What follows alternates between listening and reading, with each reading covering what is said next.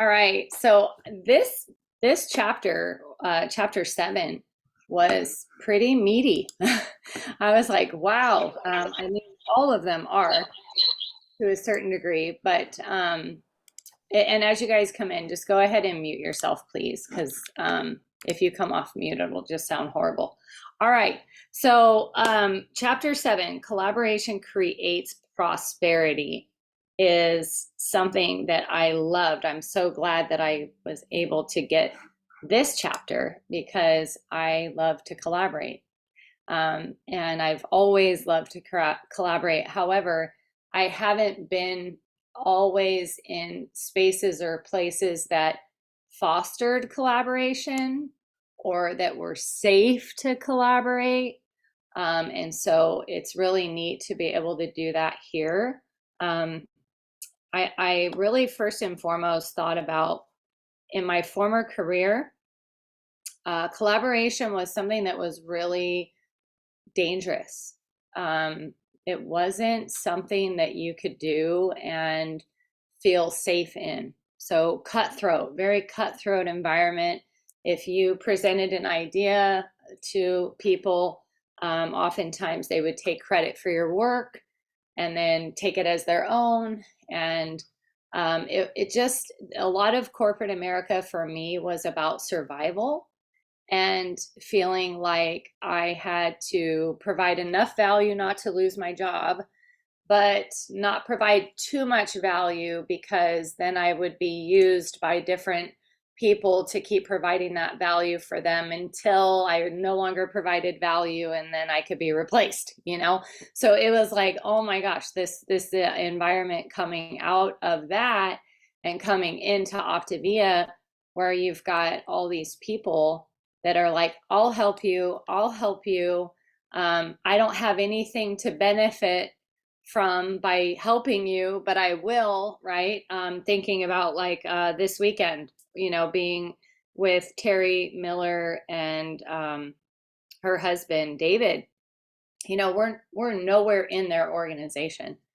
There is zero benefit for them to help us.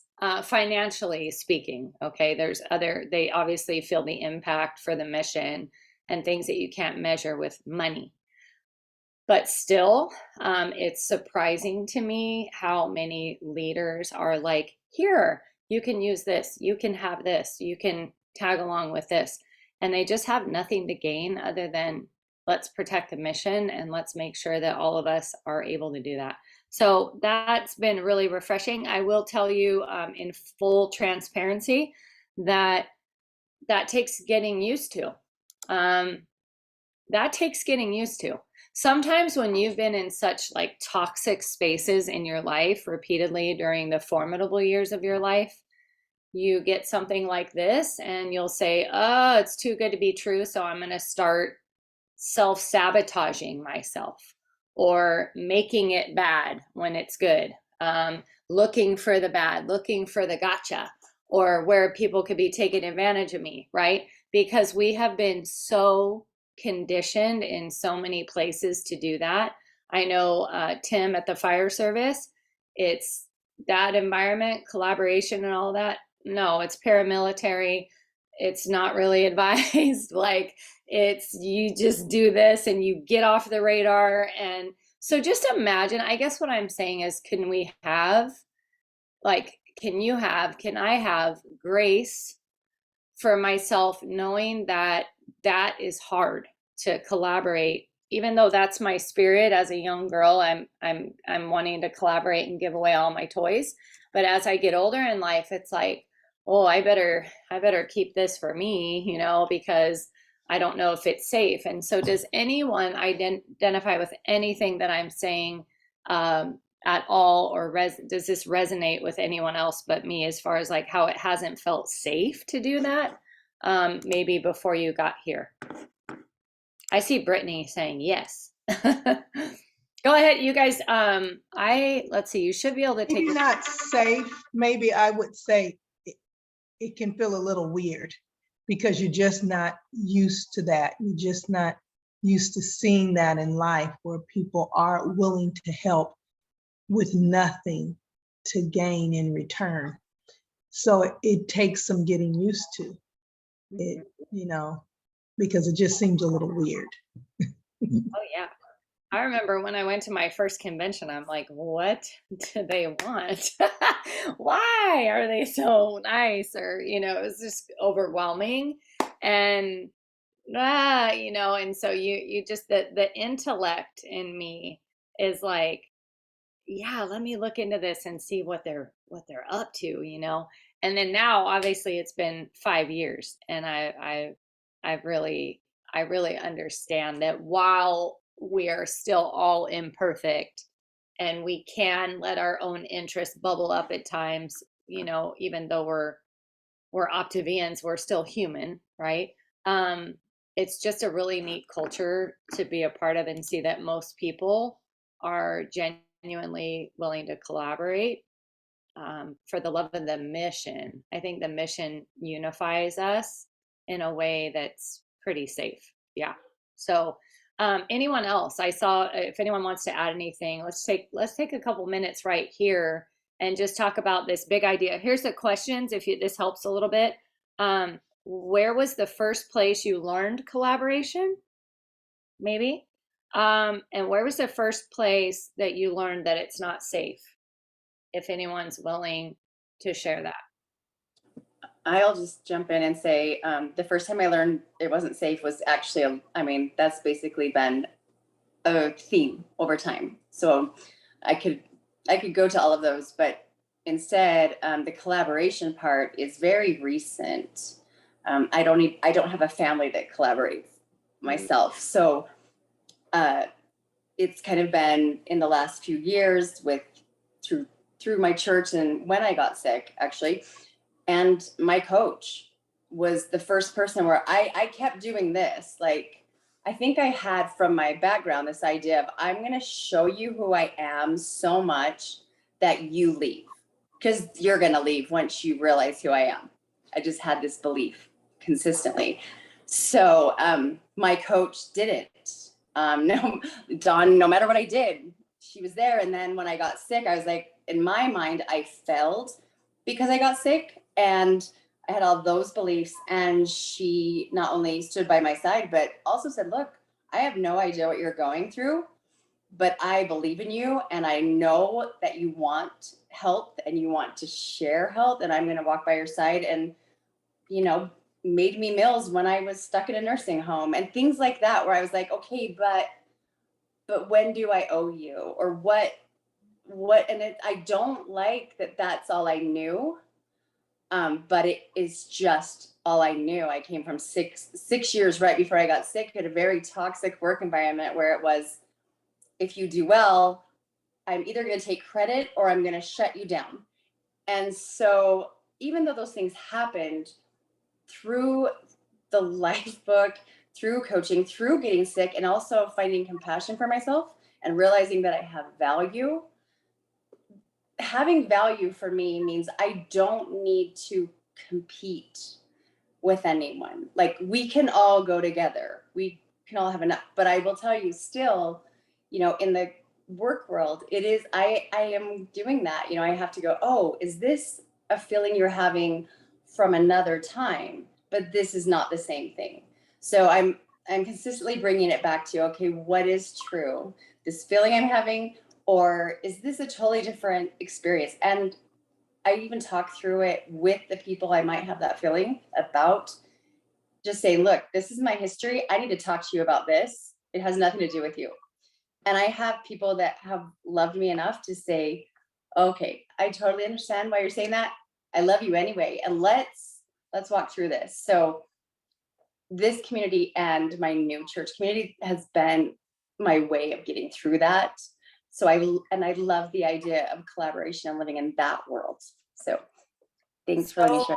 So good. I love that. And I can identify. So my family unit, my familial well-being growing up wasn't there. So a lot of fractures and all that good stuff. And so what I learned as well was to be a pleaser. And then sometimes when you're a pleaser, you end up collaborating too much and what collaborating too much looks like is fixing. So that was another question I had for this section, because really in the context of this mind of scarcity is withholding, right? Where you're like, scarcity is like, I'm gonna withhold. I want to, yeah. So there's withholding, and then there's a lot of, which is very inherently self-limiting, as she says on the second page. So withholding, and there's not enough, self-limiting. Also, the top of the page too, I'd like someone to answer this question. If you want to take a stab at it, something I thought to ask you guys. How is this statement fostering complacency? And the statement is this: that's just the way it is, right? That's just the way it is. So it is, or you've heard, it is what it is, right? Anybody want to talk about, like, has that ever been a mindset of yours where you're like, hey, it is what it is? Like, does anyone see that in, I grew up with that being said around me a lot, and it kind of made me feel like, don't bother to fix it or grow it. Like, it's not up for improvement. Staci. Okay, so I'm going to jump in on that part of it, where I can totally relate to what Brittany said. And mine goes back to my previous job. I had a boss that was her mentality, was it is what it is. If you don't like it, leave.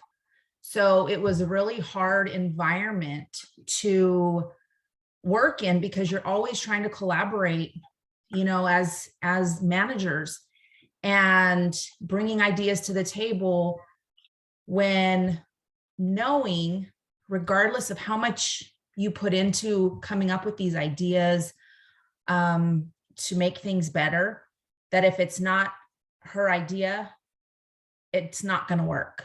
And so, after doing this for so many years, it's kind of a kick in the face, where why do it? Why come up with solutions that are going to benefit the team if we're not going to give you the benefit of the doubt? And so it does help or hurt you, because it makes you shut down. It makes you think, okay, I'm not worthy of being part of this team. And so it was a challenging time that I didn't like the way I felt. And so that's why I made the decision to step away from that environment, because it was so toxic. And I can honestly say now I've moved into another position that I don't have that stress. I'm part of a team that, it's like this team right here, where it doesn't matter what one of us is going through. We've got a whole team of people behind us to share ideas or share your struggles. And that's what I have learned from this, is that there is so much more, and we have so much more worth than, some of us may have had in our past, or, going through right now. But that's what I have taken out of it. And I just love that we can sit here and talk about all of those differences, and everybody is supportive regardless. So. Oh, so good. Yeah. Everybody, including Tim and I, totally imperfect leaders, totally hot messes, like, and really, full of human flaws, but always willing to grow, and I think, and look at really hard, ugly things that exist. I love it, because the next page, it says, like, that it is what it is, right? That can foster within us. So maybe someone identifies with this, like, it is what it is. And so then when we get into organizations like this, we don't create, right? We're kind of like, I'll just wait, and they'll push everything down, and, which we have a process, right, we want to follow. But then there's so much room for creativity in your brand and in your, like, how you express yourself. And there's just so many spaces to create and share and care along the way.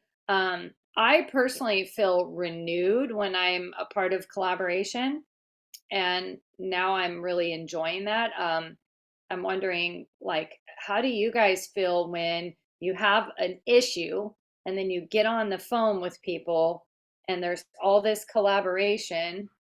Um, does that renew you? Like, if there's something that is problematic and you see people collaborating behind that, does that renew you? For some of us, it does. And for some of us, it's frustrating, where it's like, just give me the answer. Like, I don't want to collaborate. I don't want to go through the process of collaboration. Just give me one answer. I feel like that as well. Like, collaboration can offer, like, where we're just, tell me what to do and I'll do it. I don't want to go through the collaboration. Or I want to be a part of that collaboration. So your personality might swing in both ways. I know when I'm tired and there's a lot of collaboration, I shut down because I find it overwhelming. But what I think she's saying is, on page 147, let's build a world where I am there for you and you are there for me. And I wrote mission next to that. So any shares before we flip the page and kind of talk about it is what it is, and the word that fosters is complacency, right? Like, I don't have to grow because it is what it is. It is what it is, but you still got to get better. That's kind of what Dr. A is constantly telling us too, right? So anything else on this 2 pages before we switch to another topic? Yeah, the collaboration part, I guess I wanted to just be a little transparent, because I come from a family where just about everybody's a type A personality. I mean, everybody. And so when it comes to us collaborating, everybody wants to be the lead dog, or everybody's trying to be the lead dog. And it's like, okay, all right. And so you take that attitude, you just step back and say, well, go ahead and do it. Go ahead and do it. And for me, what it has done over the years is, when I'm trying to do something, and if people aren't moving fast enough, I said, well, don't even worry about it. I'll do it myself. If you're going to take that long, I'll just go and do it myself. And that is counterproductive to what we are learning, because you can only go so far doing it yourself. You have to learn to collaborate. You have to learn how to work with people and help them in the process. And so really, I guess I could say I'm unbecoming that person that, you know what, I don't need you, I'll do it, I get it myself. Or as the song said, I don't need nobody to give me nothing, just open up the door, I get it myself. That was my mantra. And so now it's like, I'm seeing and I understand that collaboration is the way, and helping people and working with people is the way. And it is reciprocated, because when you help them, they help you. I love that. Thank you so much. Yes, there's been sayings, if it's going to be, it's up to me. And we hear a lot of these truths, right? Like that can kind of push us away from collaboration, for sure. Adrienne? I wanted to say, I love collaboration, and I'm so glad to see that it's now everywhere. A ways back in school, in the school system, everything changed to where we want the kids collaborating. We want them working together and everyone participating and so forth. I love it because I'm a people person, and I love talking with people and being around with people and problem solving with people. I love that, because when that happens, you see that everybody has something to contribute, and everybody is valued in that type of situation. Nobody's left out. In fact, We were in our Bible study last night, and we were in 1 Corinthians 12, and it was all about unity and collaborating, and that we're all members of the same body, and everyone has something to bring, and it should be valued. I think when we do that, we build each other up to where maybe we had just one little gift that we could contribute. But when you build someone up in that, then they're willing and able to let other gifts come out, which enriches the whole group. So I'm loving it. So page 160 is Can I say something really quick? Hello? Can you guys hear me? Can you guys hear me okay? Yeah, okay. So I wanted to just kind of add on to what you had to say. That was my favorite time in class. My teachers did not appreciate that of me. But I have to say, I really do appreciate the collaboration here. With the collaboration comes such great support. And knowing that people are actually talking exactly about what it is that I'm thinking in my mind, well, gosh, I wonder and how, and I wonder if, so everybody's kind of building on it and putting in their 2 cents. And then in the very end, it just comes together. But I'm going to actually say something that I think everybody's going to be like, huh, because I kind of like, huh, about it, but I don't know why. I sometimes find myself fighting against it. Sometimes I'm like, there's too many people talking. I just got to tune out. So I appreciate what everybody has to say, but I find myself getting very overwhelmed at the same time. That's just something I know I have to work within myself. But that's just a little something that, I don't know, just being a little real and honest. I just get really overwhelmed with it, although I appreciate it. Does that make sense? 100%. And it can be a noisy group, right? When you have a lot of visionaries, a lot of dreamers, a lot of A types. To Anthony's point of view is like, we're just one big old family at Optavia of A types. So we got even more of that going, like natural born leaders, a lot of people that want to lead, very few people that want to follow, right? A leader rarely likes to follow, being fully transparent. That's what makes them a leader, and you want leaders in your business. But I love page 160. I understand, and there is no judgment with what you shared. There's no judgment with anything you guys share. If it doesn't serve the mission, we're going to help coach you through it, right? But obviously, no judgment. And so 160 says, what really works is when everyone is giving the assets of resources they bring to bear to make a vision come true. Some of those resources are financial, some are sweat equity, some are devotion and passion for what everyone wants to happen, and whatever they can contribute. Everybody's participation is an equal asset. And I think about this, like, look at the collaboration on book club, and you're like, it's not monetary. It's passion that's coming through the screens, that's feeding my organization, and it's being given by another who I don't even know, but it's so life-giving, And I look at the things that we put together and I'm like, this is good collaboration. It's good. And everyone's just kind of bringing their things. They're like, I got some brokenness. Anybody want to have some brokenness? And they share it. And then someone's like, thank you for your brokenness, because I was going to quit today and now I'm not. And it's like, do you see that everything is being used? To your point, Adrian, like really good stuff.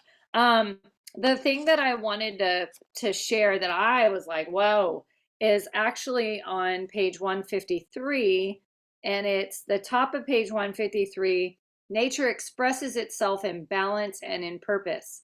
Nature thrives in sufficiency. A lion kills what it needs to maintain itself, and no more than that. A healthy lion doesn't go on killing rampages. It wants and takes only enough. And I thought, man, are we the only species that doesn't do that? You know, we just keep taking and taking and taking and taking when we've had our fill. It's part of our human condition and frailty.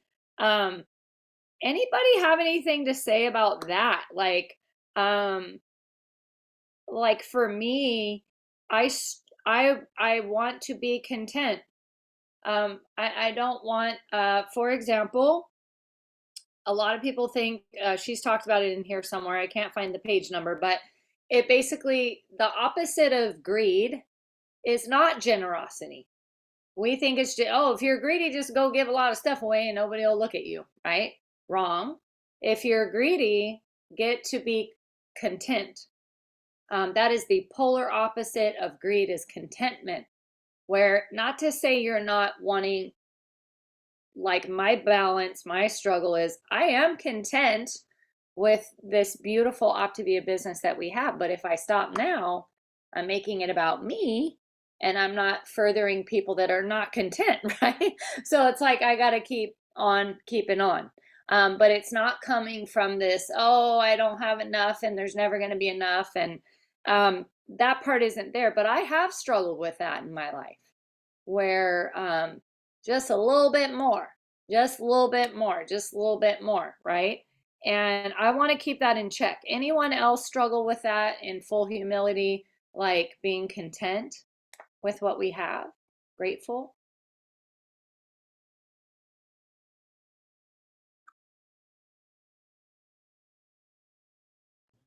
I will Well, I definitely- struggle, Rachel. I'm not going to talk, but I struggle with that. I look around and say, you know, in my house and say, how much stuff do I have that I just don't even actually use? You know, and why do I have it? It's just there.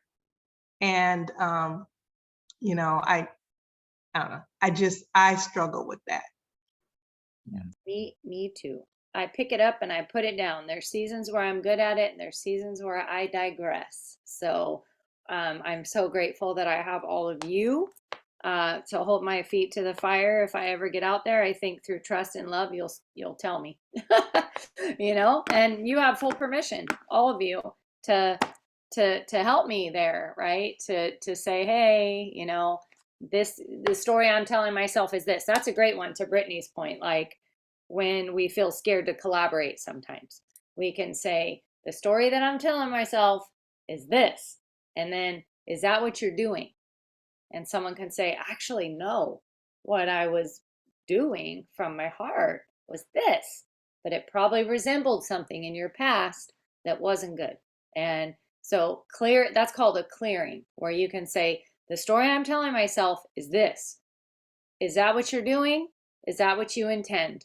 And someone can say, actually, no, or actually, yes. And I'm so sorry. Like, I did do that. And I'm sorry, right? And it allows us to grow in these relational health settings that are really good. Anything about the lion before we get off the line? We got about 2 minutes. So, ish. I got one last little highlight question that I'll ask. If not, okay.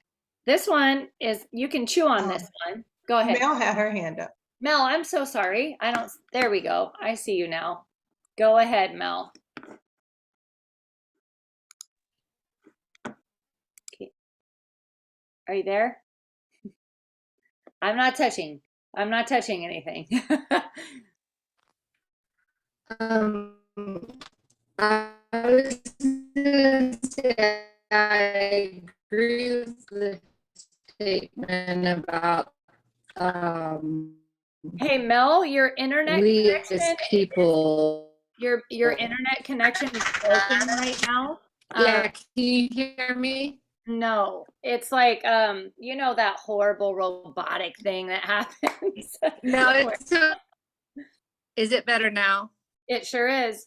I Yeah. switched to my Wi-Fi from my cellular, sorry. No problem. I was hearing everybody else fine, didn't know that was gonna happen. I was gonna say, yeah, I think we as humans definitely have lost sight of like with the lion, like we definitely take more than we use. And I think that that's a societal and generational thing, because I think back to my parents who were raised by parents who went through the Great Depression, where there truly was a scarcity. And so like my parents, you didn't waste food. You wore your shoes till the soles fell off or something like that. You know, you got what you needed, but not a lot of what you wanted. And I think that just over generations, we've changed and our environment reflects that. But I was going to say, also, you know, when we talk about contentment, we have to be careful maybe that we don't equalize contentment to complacency, because I'm very content, but I still have goals and I still have other things I want to achieve. I still have things that I want that I'm willing to work for, but not from a scarcity mindset, but more from like you said, a growth mindset, you know, that I can be content without being complacent. And that's just the point that I wanted to make, because sometimes people think if they're content, they are complacent. Yes. But you can be happy with what you have and still aspire to other things. It's when you take more than what you actually need, Yes. with no regard for others, that you become greedy. So good. And I think what it is this, it's motive. So the word is motive. So I am not content on mission. Listen, am I content with what I have around me, and am I supplied and yeah, everything's taken care of. I have enough. I have too much, right? But I am not content knowing that obesity just went up in our country 4% more than it already was, that there will be earlier deaths, that there will be orphans, that there will be kids without blueprints for health. So I guess it depends, right? Like I'm content in what I possess, but I am not content with what I have given. That's a no. And so that's a big difference. And I think when you really look at it and you go, what is this mission about? And we're on mission. And I love that this book is for like missionaries, right? Because we're on mission. And so I'll close with this. If you're coming to help me, you're wasting your time. An indigenous saying goes. But if you're coming because your liberation is bound up with mine, then let us work together. And so we're not coming to rescue our clients. We are not. That is something that is not fostering self-reliance, and that is charity. And she's showing us that charity is pretty dark in the end, right? It has to be met with autonomy, supportive help, and collaboration. So I'm excited to keep reading. And I love you guys, and I appreciate all your transparency and all your shares. And let's go out and be content and not complacent. All right, take care. Have a great night, everyone.